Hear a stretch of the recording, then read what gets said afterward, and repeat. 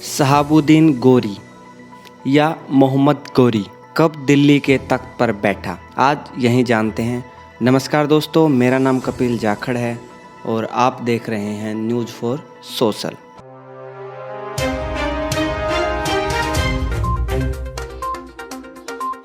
शहाबुद्दीन मोहम्मद गोरी एक अफ़गान सेनापति था। बाद में वह गोरी साम्राज्य का शासक बना। भारत के इतिहास में शहाबुद्दीन गोरी का विशेष महत्व रहा है। मोहम्मद गोरी, जिसे मुइज़ुद्दीन बिन शाम के नाम से भी जाना जाता है, इसने सबसे पहले भारत पर 1175 ईस्वी में मुल्तान पर आक्रमण किया था। बाद में मोहम्मद गोरी को ही तुर्की वंश का संस्थापक माना जाता है। अगर भारत में मुस्लिम साम्राज्य की स्थापना की बात करें तो मोहम्मद गोरी को ही इसका वास्तविक संस्थापक माना जाता है।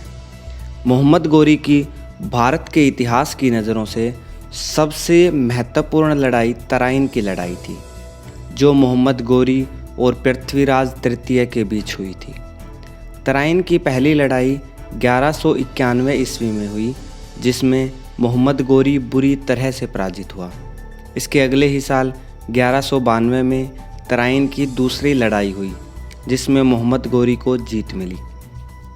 तराइन के युद्धों का वर्णन मिन्हाज उस सिराज में भी किया गया है। इसी लड़ाई के बाद दिल्ली और अजमेर पर नियंत्रण कर मोहम्मद गोरी ने मुस्लिम साम्राज्य की नींव डाली।